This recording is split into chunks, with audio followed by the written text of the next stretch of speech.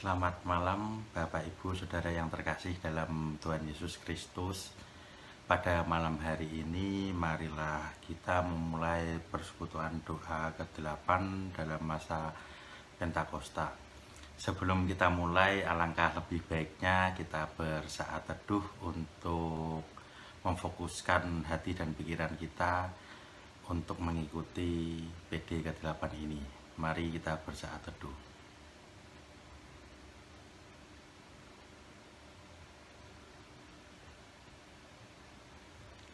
Cukup, terima kasih. Sebelum doa pembukaan, marilah kita menyanyikan pujian dari KJ 454, bait yang pertama dan kedua, indahnya saat yang teduh.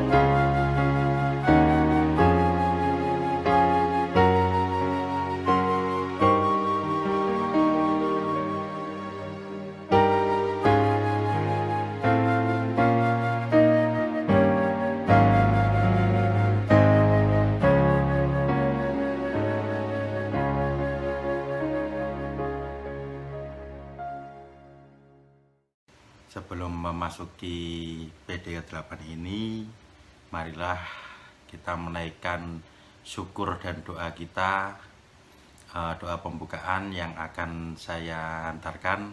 Mari kita berdoa. Bapa, terima kasih Tuhan, malam hari ini Kau kumpulkan kami untuk dapat mengikuti persekutuan doa ke-8 masa Pentakosta ini Tuhan. Tuhan, kami minta bimbingan Engkau Tuhan untuk dapat mengikuti PD8 ini Tuhan. Berilah kami telinga sebagai murid dan hati sebagai hamba, agar dapat mendengar Tuhan dan melakukan firman-Mu dan kehendak-Mu saja Tuhan. Terima kasih Tuhan, berkati acara ini awal, pertengahan hingga akhir Tuhan. Dalam nama Tuhan Yesus kami sudah berdoa dan mengucap syukur. Amin. Sebelum pembacaan Alkitab, marilah kita menyanyikan kidung pujian dari KJ 453, Yesus kawan yang sejati.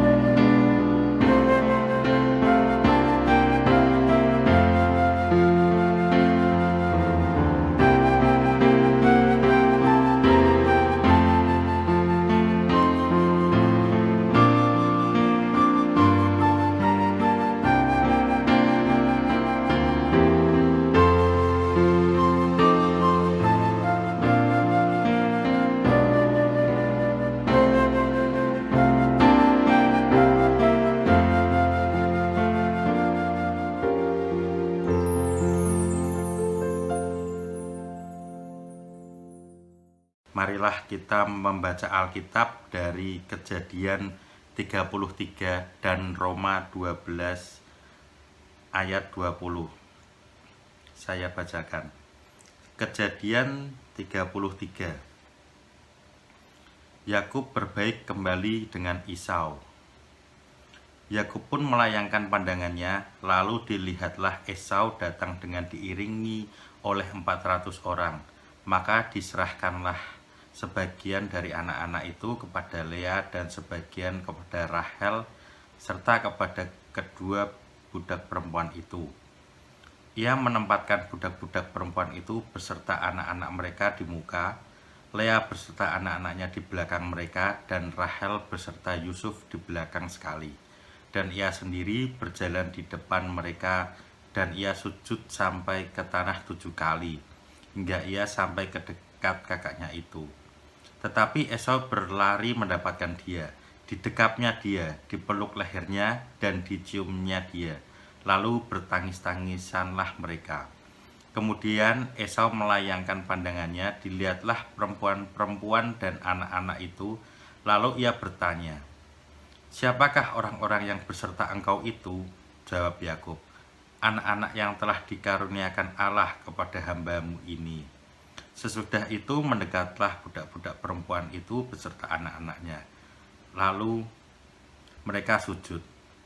Mendekat jugalah Lea beserta anak-anaknya dan mereka pun sujud. Kemudian mendekatlah Yusuf beserta Rahel dan mereka juga sujud. Berkatalah Esau, "Apakah maksudmu dengan seluruh pasukan yang telah bertemu dengan aku tadi?" Jawabnya, "Untuk mendapat kasih tuanku." Tetapi kata Esau, "Aku mempunyai banyak, adikku, peganglah apa yang ada padamu." Tetapi kata Yakub, "Janganlah kiranya demikian. Jikalau aku telah mendapat kasihmu, terimalah persembahanku ini dari tanganku. Karena memang melihat mukamu adalah bagiku terasa melihat wajah Allah, dan engkau pun berkenan menyambut aku. Terimalah kiranya pemberian tanda salamku ini, yang telah kubawa kepadamu, sebab Allah telah memberi karunia kepadaku, dan aku pun mempunyai segala-galanya." Lalu dibujuk-bujuklah Esau sehingga diterimanya. Kata Esau, "Baiklah, kita berangkat berjalan terus, aku akan menyertai engkau." Tetapi Yakub berkata kepadanya, "Tuanku maklum bahwa anak-anak ini masih kurang kuat, dan bahwa beserta aku ada kambing domba dan lembu sapi yang masih menyusui. Jika diburu-buru 1 hari saja, maka seluruh kumpulan binatang itu akan mati. Biarlah kiranya tuanku berjalan terlebih dahulu dari hambamu ini, dan aku mau dengan hati-hati beringsut maju menurut langkah hewan yang berjalan di depanku dan menurut langkah anak-anak sampai aku tiba pada tuanku di Seir." Lalu kata Esau, "Kalau begitu, baiklah kau tinggalkan padamu beberapa orang dari pengiringku." Tetapi Yakub berkata, "Tidak usah demikian, biarlah aku mendapat kasih tuanku saja." Lalu pulanglah Esau pada hari itu berjalan ke Seir. Tetapi Yakub berangkat ke Sukot, lalu mendirikan rumah, dan untuk ternaknya dibuatkan gubuk-gubuk. Itulah sebabnya tempat itu dinamai Sukot.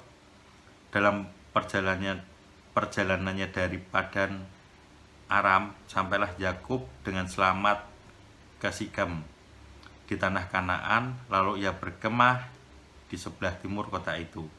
Kemudian dibelilah dari anak-anak Hemor, bapa Sikem, sebidang tanah, tempat ia memasang kemahnya dengan harga 100 kesita. Ia mendirikan mezbah di situ dan dinamainya itu Allah Israel ialah Allah. Amin. Demikian pembacaan Kejadian 33 diteruskan dengan Roma 12 ayat 20.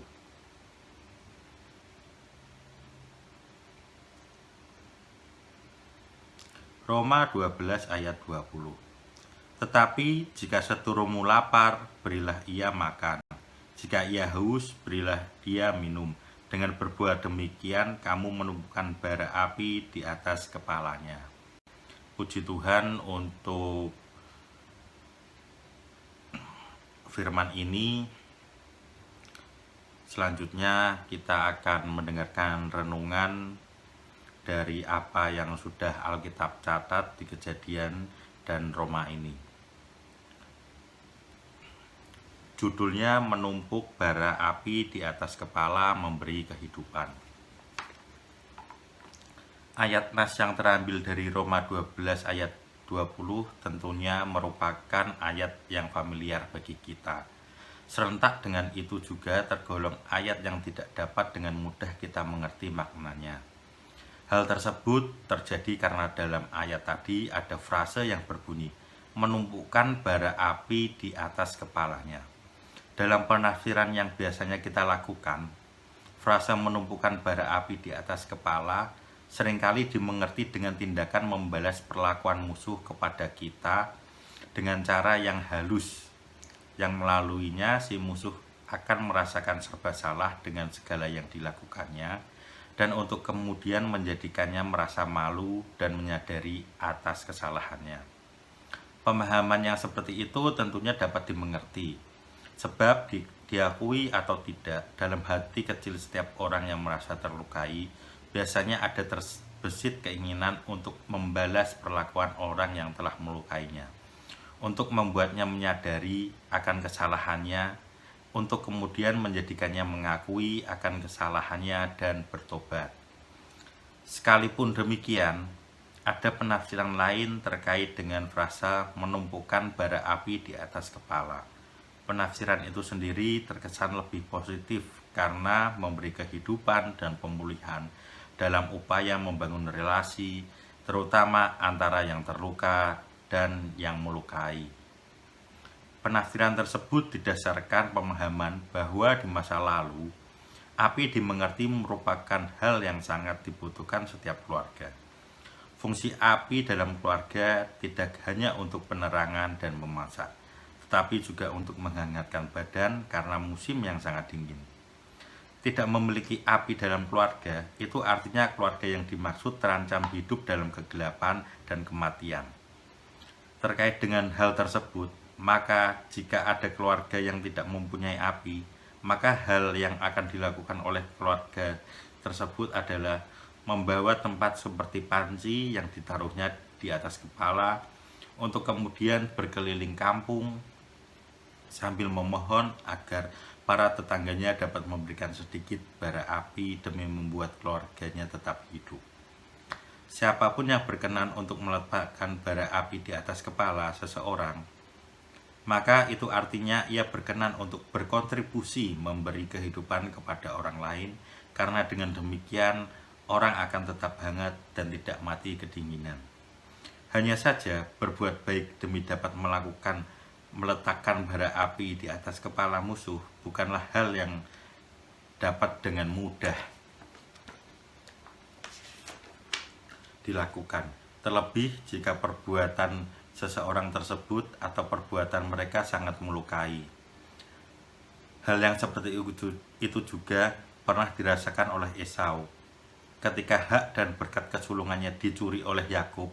Terhadap perlakuan Yakub tersebut, Esau pernah mengancam untuk membunuh Yakub jika Ishak ayahnya mereka sudah dipanggil Tuhan. Rencana Esau itu sendiri didengar oleh Rahel ibunya. Hal tersebut menunjukkan bahwa ancaman Esau terhadap Yakub bukanlah sesuatu yang main-main atau gertak sambal saja, tetapi ancaman yang sudah diketahui yang lain. Bahkan demi dapat menyelamatkan hidup Yakub, Rahel dan Ishak pun meminta Yakub untuk pergi ke rumah Laban, saudara Rahel, dengan alasan mencegah Yakub menikah dengan orang Kanaan. Hanya saja, rencana pembalasan tersebut tidak jadi dilakukan. Sebaliknya terhadap Yakub, Esau berkenan untuk memaafkan, menerima, dan tetap mengasihi saudara yang telah melukainya. Hal apa yang menjadikan Esau memutuskan seperti itu? Tentunya Esau sendiri yang tahu. Tetapi sikap Esau yang seperti itu tentu tidak diduga sama sekali oleh Yakub. Sebagai pihak yang pernah melukainya, Yakub menduga bahwa Esau akan membalasnya. Bahkan demi mendapatkan belas kasihan dari Esau, Yakub pun sempat menyusun rencana tertentu saat harus berjumpa dengan Esau. Beberapa dari rencana yang disusun Yakub diantaranya adalah menyiapkan persembahan bagi Esau berupa hewan ternak dengan jumlah yang sangat banyak, dan juga sejumlah budak laki-laki dan perempuan yang diperolehnya saat dia bekerja di rumah Laban. Selain itu, Yakub pun telah membagi pasukannya menjadi 2 bagian. Hal itu dimaksudkan ketika Esau menghanguskan pasukan yang satu, Yakub masih memiliki pasukan yang lain. Bahkan saat berjumpa dengan Esau, Yakub pun membagi istri dan anak-anaknya ke dalam beberapa lapisan. Terkait hal tersebut, maka tidaklah heran jika saat Yakub mendapati kalau Esau tidak membalasnya, tetapi justru memeluknya, dia pun secara spontan menyatakan kepada Esau, "Melihat mukamu bagiku serasa melihat wajah Allah." Sikap Esau yang tidak membalas dendam kepada Yakub, tetapi justru memaafkan, menerima dan mengasihinya, menjadikan Yakub merasakan memperoleh bara api di atas kepalanya. Dia tidak lagi hidup dalam gelap, ketakutan, dan penyesalan. Sebaliknya, dia dapat hidup dalam terang, penerimaan, dan pengharapan. Di saat yang bersamaan, sikap Esau itu sendiri juga menjadikan Esau semakin tenang dan berbahagia dalam hidupnya. Pertanyaannya, apakah pengalaman yang dirasakan oleh Esau karena dilukai oleh saudaranya sendiri juga pernah kita alami? Tentu kita sendiri yang dapat menjawabnya. Sekalipun demikian, jika kita memperhatikan pemberitaan di berbagai media massa dan media sosial, kita mendapati ada banyak keluarga yang terluka karena satu sama lain saling menyakiti. Ada ibu yang ditelantarkan oleh anaknya, ada anak yang menggugat ibunya karena warisan. Ada orang tua yang kehilangan anaknya karena dibunuh oleh kerabatnya. Ada anak yang terenggut masa depannya karena diperkosa oleh ayah tirinya. Dan masih banyak kasus yang lain. Luka hati yang dialami oleh para korban tersebut memang bukanlah sesuatu yang begitu saja mudah untuk dilupakan. Tetapi berarti relasi di antara mereka tidak dapat dipulihkan. Sikap yang diperlihatkan oleh Esau kepada Yakub merupakan salah satu contohnya. Esau memilih itu tidak hidup dalam dendam dan pembalasan. Sebaliknya dia memilih untuk memaafkan dan menerima. Sikap itulah yang memungkinkan relasi mereka dapat pulih dan hidup kembali. Kiranya Roh Kudus memampukan kita dapat meneladani sikap Esau terhadap Yakub setiap kali kita merasakan terluka oleh karena ulah saudara kita atau orang-orang yang ada di dekat kita. Hal itu selain demi memberi mereka kehidupan dan demi memulihkan relasi, juga karena melaluinya kita dapat memberi alternatif kepada lingkungan sekitar kita tentang cara menyelesaikan masalah yang lebih menghidupkan. Amin. Nyanyian pujian dari Kidung Jemaat 467 bait 1 sampai dengan yang ketiga. Tuhanku bila hati kawanku.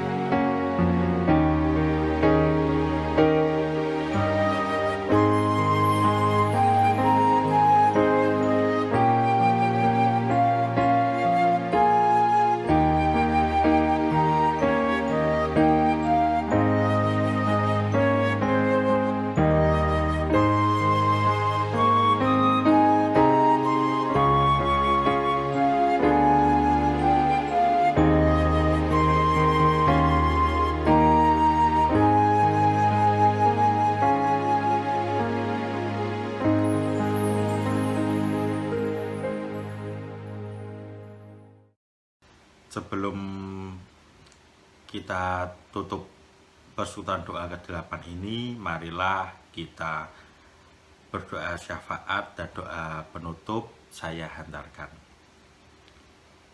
Tuhan, terima kasih Tuhan, Kau telah berikan kami sedikit renungan Tuhan untuk meletakkan bara api di kepala orang lain Tuhan. Ajarkanlah kami Tuhan untuk dapat memulihkan relasi, memaafkan, menerima apa yang telah apa yang orang lain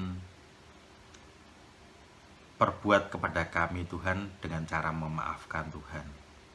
Tuhan, kami berdoa Tuhan untuk syafaat kami, untuk bangsa negara ini Tuhan. Engkau berkati presiden, wakil presiden, jajaran menteri, kabinet-kabinet, sampai kepala daerah Tuhan, untuk dapat mencontoh sikap Esau Tuhan, agar memberi bara api di kepala orang yang telah melukai Tuhan, supaya jangan ada rasa dendam Tuhan satu sama lain. Kami juga berdoa Tuhan untuk segenap warga Talangsari Tuhan, beri kesehatan, beri berkat Tuhan untuk setiapnya Tuhan, agar dalam kehidupannya bisa memberkati orang lain Tuhan, tetap menjadi garam dalam dunia Tuhan, sehingga berkat-berkat-Mu melalui kami warga Talangsari Tuhan dapat memancar Tuhan, dapat berguna hidup kami untuk lingkungan kami Tuhan. Terima kasih Tuhan, kami berdoa untuk warga yang sakit, Engkau berikan kesembuhan Tuhan, Engkau sendiri yang jamah Tuhan, Engkau sendiri yang menjadi dokter, dan dalam kesembuhan mereka ada sukacita Tuhan di dalam nama-Mu saja Tuhan. Tuhan, sebentar lagi kami akan menutup persekutuan doa ke-8 ini Tuhan. Terima kasih Engkau telah pimpin kami, Engkau telah ajarkan kami untuk tetap menjaga relasi, untuk tetap memaafkan kesalahan orang lain Tuhan. Kiranya apa yang kami dapatkan hari ini dapat kami lakukan dalam kehidupan sehari-hari. Dalam nama Tuhan Yesus kami sudah berdoa dan mengucap syukur. Amin.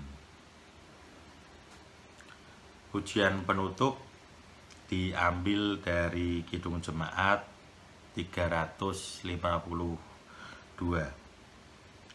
Hai jangan sendirian.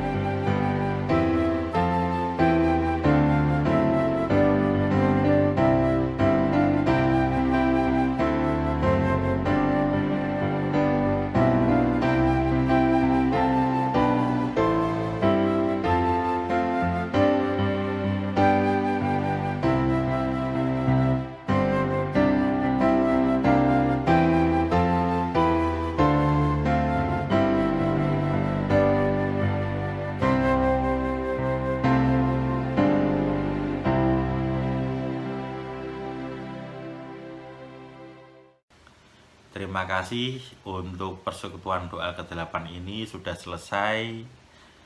Dan apabila ada salah kata dan kecepatan dalam membaca materi, mohon dimaafkan. Kiranya Tuhan memberkati kita semua. Amin.